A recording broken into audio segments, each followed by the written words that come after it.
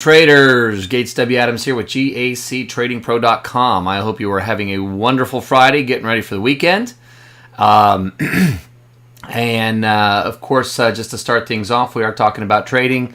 Trading involves risk. Make sure you know what you're doing before you do it. So, let's jump into the stream here.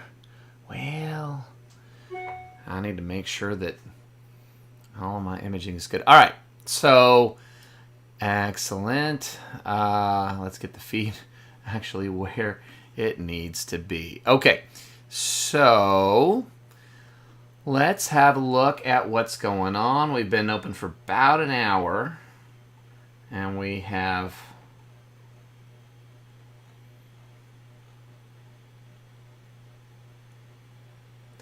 sell-off, rally, sell-off, rally, sell-off. We're back in rally mode. Okay. So, that gives us a lot to work with, doesn't it? So, looking at where we are, obviously we're on an upwardly... Yeah, we're zipping along pretty quickly here today. You know how much I love that. But we will roll with this, make the most of it, see what happens. So, yesterday was down day. Went over 2. Day before that was an up day. Went 2 for 2. So I'm just kind of in that kind of teetering sort of space where, I feel like I'm kind of doing a little bit of back and forth. So I think what I'm going to do here, unless I realize a significant move, I'm going to try to do some more trades. Part of right now I'm reading I'm actually listening to the audiobook of the book Trading in the Zone by Mark Douglas. If you are not familiar with it, if you've been trading for any more than about 5 minutes, you probably know who Mark Douglas is. But if you don't, for whatever reason, if he's just never hit your radar, this is the manual on trading psychology, which if you know, if you've been following me for a minute and know anything about my history, trading psychology is really one of it's certainly my biggest challenge. It's also one of the biggest challenges that all traders face. I'm not unique in that sense by any stretch of the imagination. If you saw me trading a couple of weeks ago, where I melted down and just, a flip switched. It really just, a switch flipped. There you go. There's my verbiage. And it's okay. I had a moment where I was really hard on myself because of my past, because of where I knew a lot of this was coming from, and it was a hard thing to really come to terms with. But the fact is that it happens. It happens to every single one of us. If it hadn't happened to you, you haven't been trading long enough. Or you're not recognizing it. Most likely you haven't been trading long enough, because they're usually pretty easy to recognize. Anyway, all of that said, if you are not familiar with the book Trading in the Zone, I highly, highly, highly recommend it. It will be well worth the time and the few bucks that it takes to either get the book or the audiobook. I listen to it while I'm on the treadmill, getting a little bit of a warm-up for my day, so it works out really nicely. Plus I can listen to it a little faster than the average read. I can always slow it down, but I'm usually running it at about 1.2 speed, just to kind of get through it. Let's see here. Where am I? There we go. What are we thinking here? Are we looking at a pivot?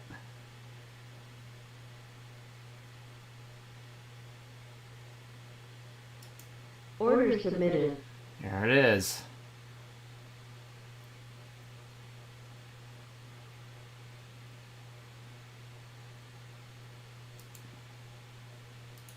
Order filled. There we go. That was a very positive start to the day. All right, let's take a look at both of these and get those in here. All right. So this has put me in a little bit of a quandary because yes, this would be enough for me to end my day. One trade, one and done. Definitely there is an appeal to that. The flip side is if I take one or two trades a day, it's really, really hard for me to work out the averages. And this is actually something that came up for me in the book today, which is why I brought this all up in the first place. I guess I lost my train of thought where I was going with that. But the point is that just like a casino, when you take an individual trade, there is an unknown outcome. It's impossible to absolutely predict the outcome of any given trade. The variables are so vast, so widespread that is impossible.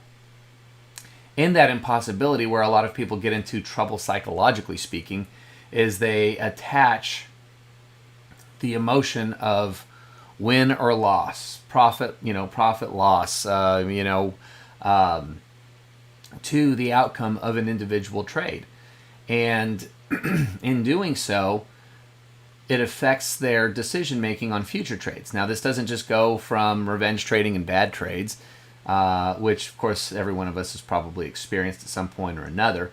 But even if you had 2-3 good solid trades in a row, you start to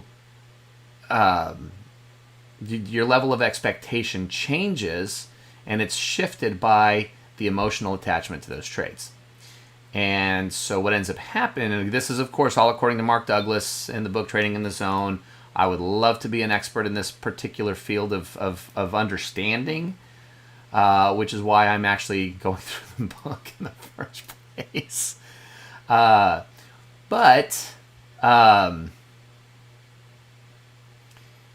Anyway, the issue is that each individual trade, statistically speaking, is a question mark. And if you apply too much emotion to the outcome of that trade, good or bad, it will affect your trading decisions moving forward, either through overconfidence, underconfidence, fear, all of the things that are associated with, trading and money. So it's important to understand very specifically that statistical analysis in terms of results is only meaningful over time with a large enough sample size or population size. I love math. I love statistics. It's my favorite type of math. I know I'm one of those. But it really is helpful in this arena because there's just so much tied to it. So if a casino does not get emotionally attached to any hand that is dealt ever, because any given hand can be a big winner or a big loser for the casino. But they know over time those probabilities ensure that with enough hands dealt, they're going to win. Plain and simple. No question, no exception. Over time. Do those numbers vary a little bit here and there? Yes, but again, in the grand scheme of things, they just tend to work themselves out. So if I know that I'm winning currently 62% of my trades, that definitely needs to be over 70, and I actually really need to get it over 75% is my target there, which is only going to come with cleaning up my decision making, if you will. But if I know that I'm winning 62% of my trades, I know that my average win dollars is about $85. My average loss dollars is about $120. I ran my numbers this morning after going through this chapter, and it turns out that I have about a $5 a trade edge. That's not a lot. And not only is it not a lot, it doesn't include commissions, so that eats a little bit deeper into that edge, which leaves me only with about a $2 edge. So what is it that I need to do in order to improve my edge? Well, I need to improve my stats. I need to win a higher percentage of trades, and or go either way. I need to improve my average dollars won per trade, and or I need to diminish the average amount lost on a losing trade. the losing trade's probably not going to diminish. My stop losses are pretty. They're I need them to be in line. I need them to be where they are in order to allow for the percentage of winners that I have. If I shorten that stop, then I'm just going to lose more trades because there's just not enough room for it to the market to move. It's not like we generally hit this pivot and it just goes straight in the direction we want it to go and we win and yay, hoorah, and there we go. It's just not the way it works. We need to give the market room to shuffle around, as it were. So I don't really see addressing that one. I think that's about where it's going to be. And yeah, that is a little higher because of some bad fills and the occasional hiding my stop behind a big wall, and unfortunately sometimes it gets me when I do that. But at the end of the day, an average is an average. I don't think that one's going to improve. My average win per trade, that is going to come from trading on the simplicity chart more than my scalp chart. Why? My scalps are 9 tick wins, which is a $45 profit. You just watched me take a simplicity trade, a low risk entry trade, technically speaking, if you're in the Apex world, and that was let's see here. How's my math? Is that what's 165? Is that an 81 tick move? Am I doing my math right? No, I'm sorry, a 33 tick move. Yeah, what the hell am I thinking? My math is all out of control. For someone who likes statistics, I can't do simple math. How about that? Anyway, you get the idea. So a 33 tick move, $165 profit. That's more than double my average. Whereas a 45 tick, a $45 9 tick move is about half of my average. Well, that's how you kind of get an average. But the more trades that I take on this side of the chart versus this side of the chart, that average is going to go up. Where my real area of opportunity lies within my win percentage. I know that can and should be higher. I know that includes some pretty bad decision making over the last couple of weeks because, quite frankly, if you pull up my stats from before, I was up in the 72% range. And that's with, less experience. So what does that mean? That means there's an area of opportunity to increase that kind of average dollar per. But the only way that has any actual functional meaning in the world of trading is by increasing that population size, meaning the number of trades that I'm taking in which those statistical analysis, those statistical averages fall into place. So I've just jabbered my way through a couple of minutes here trying to find another trade here, looking at this chart being up $165, and I'm feeling pretty good about it. In the front part of my brain, I'd like to think that I'm feeling pretty good about it in the back part of my brain, but I really want to ensure that those decisions that I make are good, rock solid, powerful decisions. Instead of just wanting to get through more trades. So the idea being, if I want to do, let's say I just arbitrarily picked, I want to do 10 trades a day. Good, bad, or indifferent, I want to take 10 trades a day. If that's my goal, how might that affect my decision making? Well, I might be inclined to take a trade that I shouldn't, but looks okay, because then that gets me one trade closer, and that might negatively impact my statistical results. So I think that's a pretty glaring example of how this concept works in the real world, or at least how it works in the real world for me. So there you have it. Yeah, see, I wanted to take that trade, and I would have won that trade, it looks like. But I was going into a wall, and I really wasn't bouncing off of anything significant, and I was coming off of some 2-bar chop.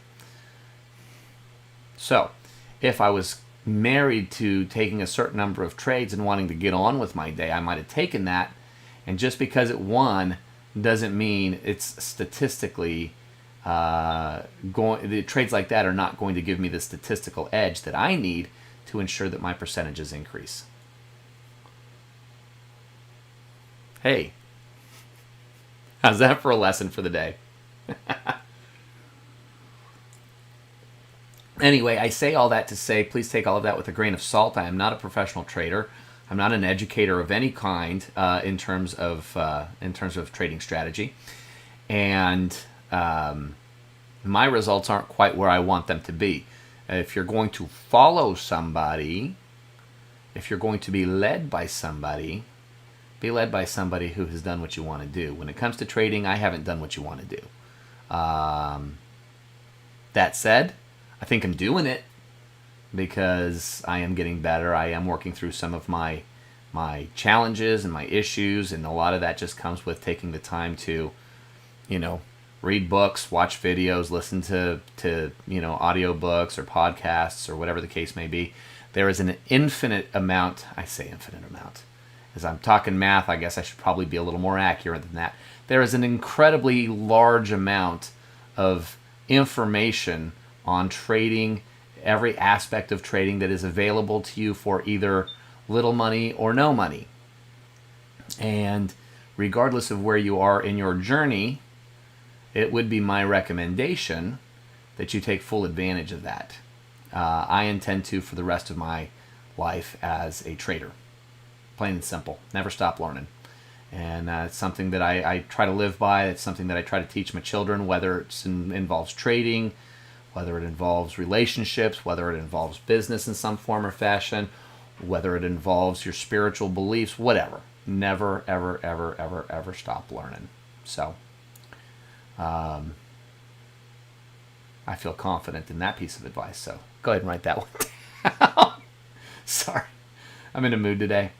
All right.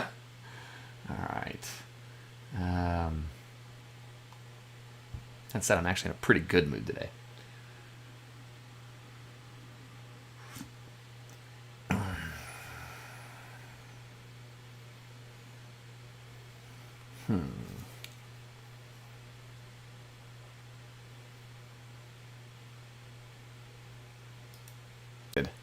Let's make sure that all feeds are reconnected. All right.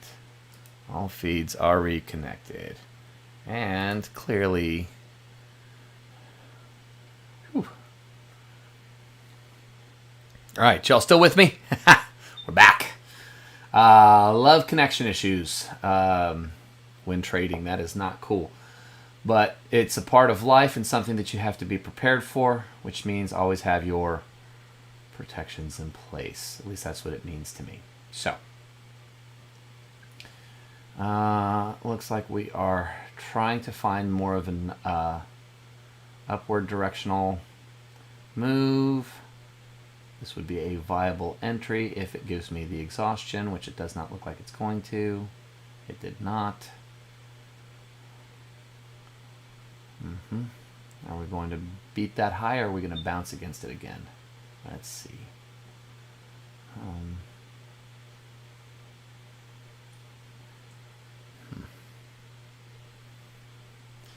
Now, if you look at this chart here, that does not make for a pretty opportunity.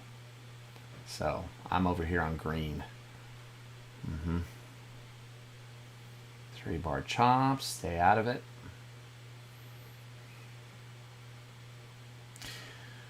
For the record, I don't have my actual feed up. So feed, not feet.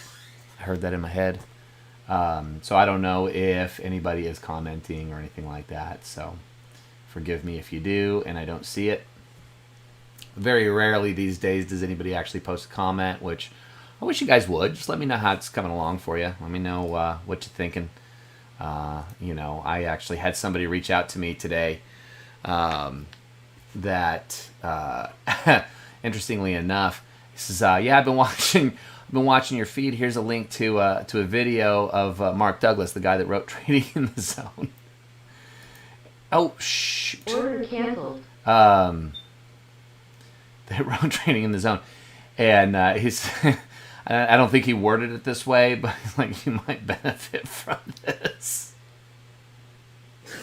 And I took it exactly for how it was meant, which was some support of the dream and what I'm doing and the process and everything that goes along with it.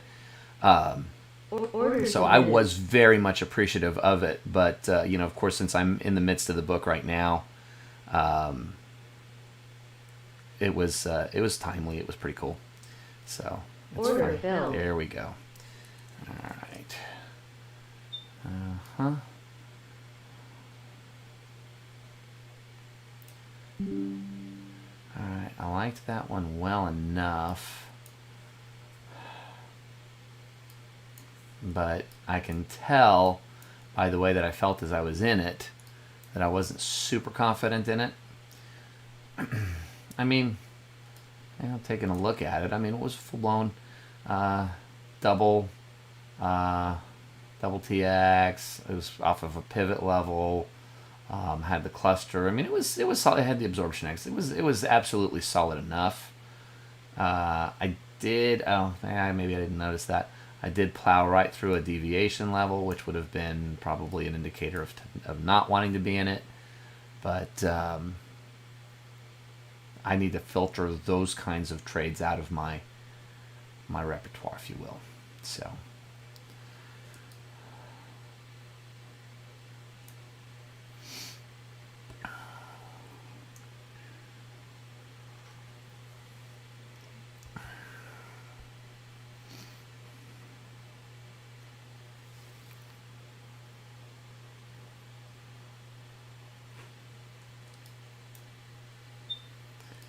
Having some diminishing power in those pullbacks. I think this leads me to believe that we are still heading down.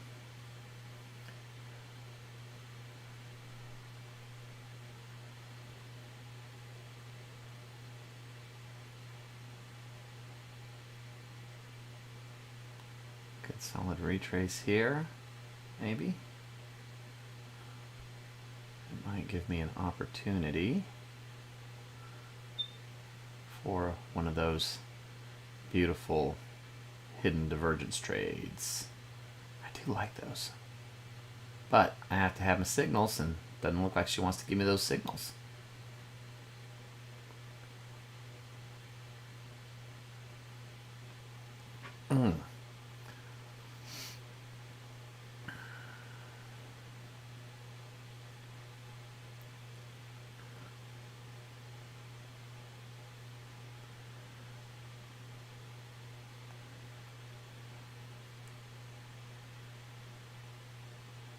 Experiencing some actual divergence here. Yeah.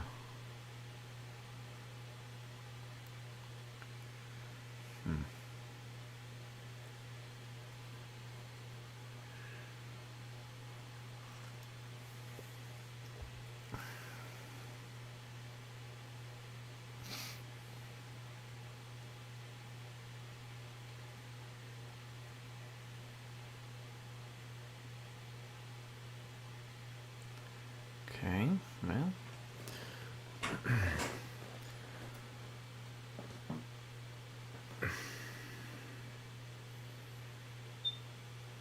Looks like we might be losing some of that steam. That volume and momentum is all but gone. We're in a 3-bar chop. Here we go. So it took a little force to get through there. So I like the idea of bouncing off of this, but it's not going to do that. All right, let's go back to that good old-fashioned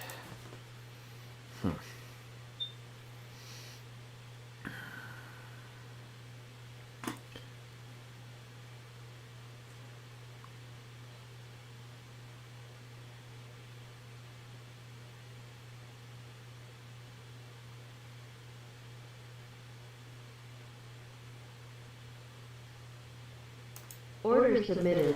All right. We're going to go ahead and leave this one right where it is. It's a good solid target.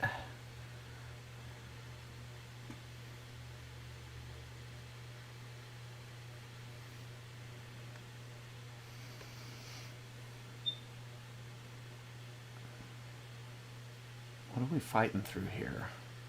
Not much.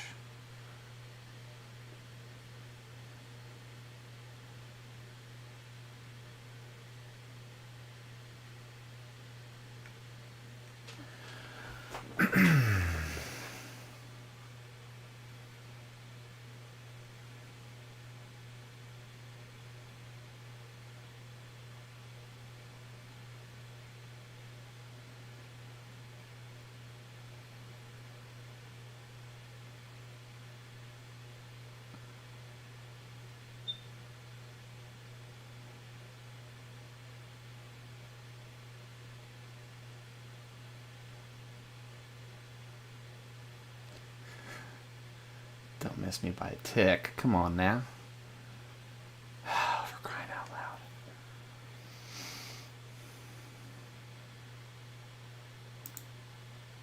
loud. That gave me... Ah, shoot. Come on now.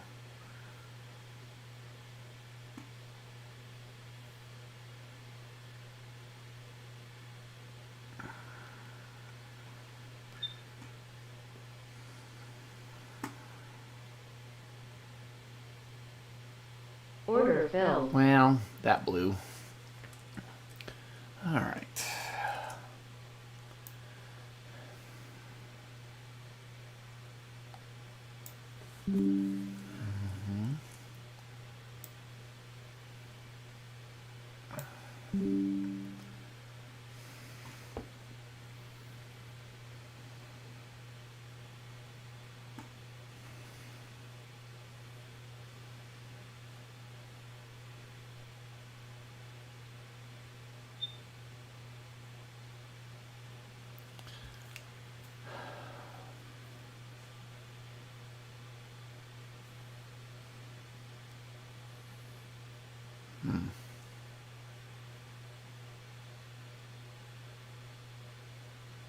Order filled. Now, why am I going against the Order filled. clear trend here? All right. I'm not real sure what happened there.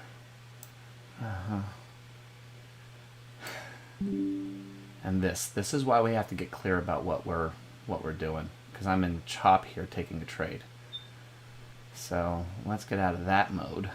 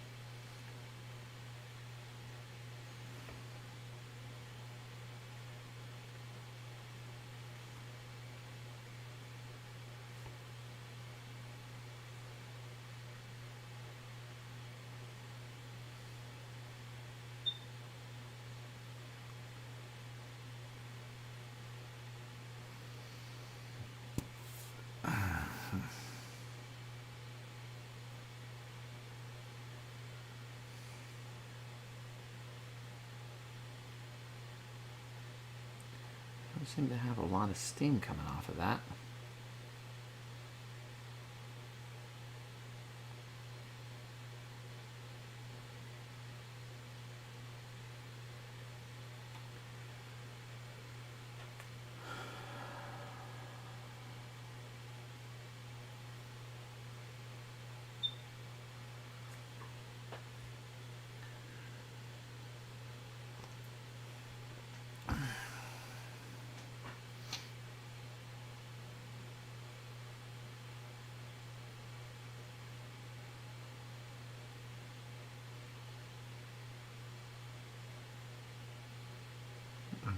through a deviation.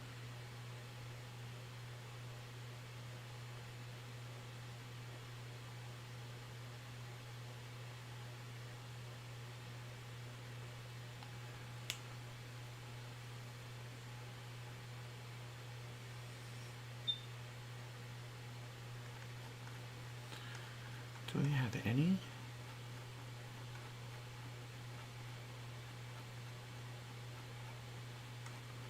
Seriously.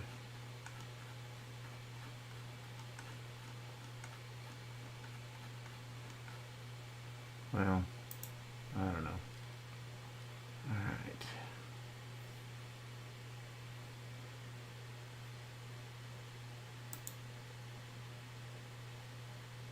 Order canceled.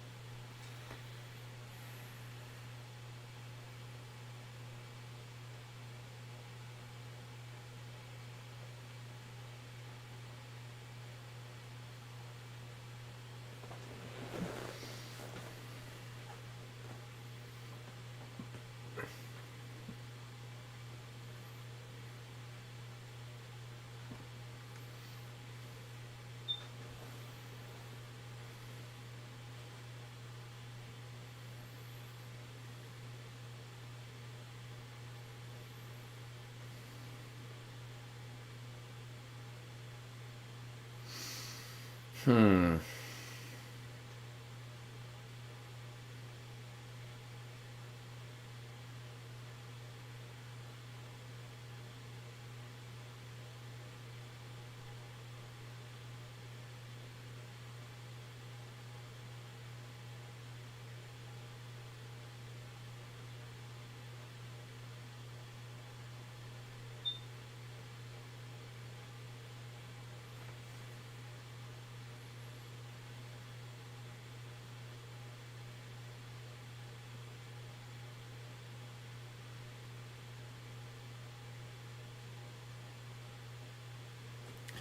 Stay out of the damn chop gates.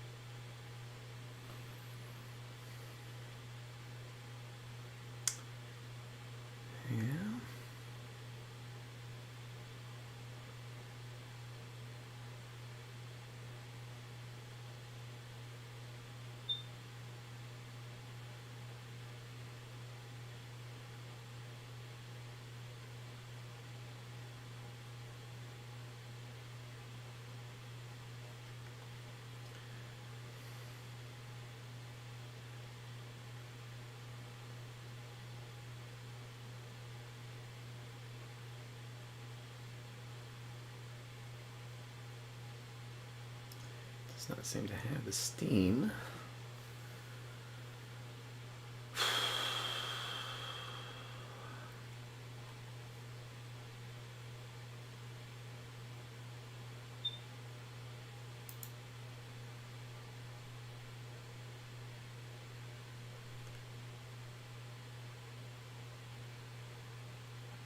Order canceled. Oh. What the hell? Not exactly sure about that. But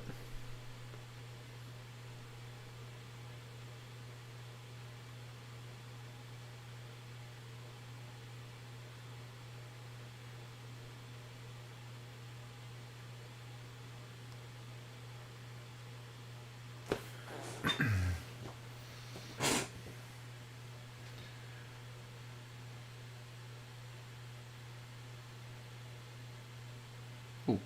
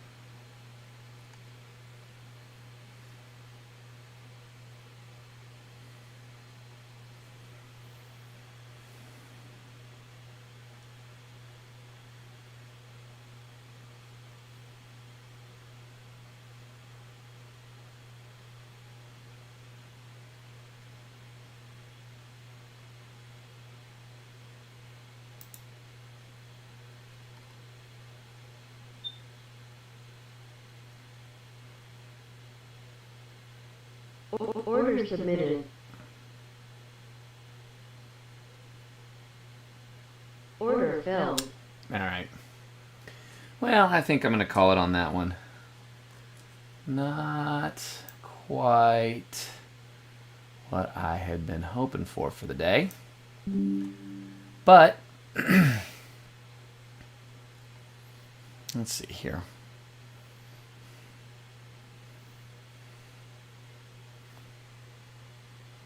What is it? 10 after 10. Yeah, I think that's it. I think we're going to go ahead and call it. So, anyway, that unfortunately is how the cookie crumbles from time to time. And sometimes more frequently than others, and we can't let ourselves get caught up in that day to day. So anyway, that was an interesting day of lessons. I liked it. All in all, I think I learned a lot from it. I also feel like I need to confirm what's going on with all of my signals. So maybe I'll rebuild my charts over the weekend. So anyway, thank you guys for stopping in. I do appreciate you guys. I hope we are going into an exciting. We're going to go ahead and take this one because this is a pretty strong Order trade. submitted. Isn't it? Order failed. Nah. Yeah. All right. And that's me taking a trade against the obvious trend, which is probably where mistake one was. Okay, you know what? Nah, we're all done. We're all done. Okay, well, anyway, I appreciate you guys stopping by and checking us out. If you are in the Backstage Pass, you'll get to see this, how this haul unfolded today, and my takeaways from the day, which I think the takeaways are solid. I think the takeaways are good. So anyway, I definitely appreciate you guys. Love you guys. God bless. Have a wonderful weekend. And I will either see you backstage or I'll see you on Monday.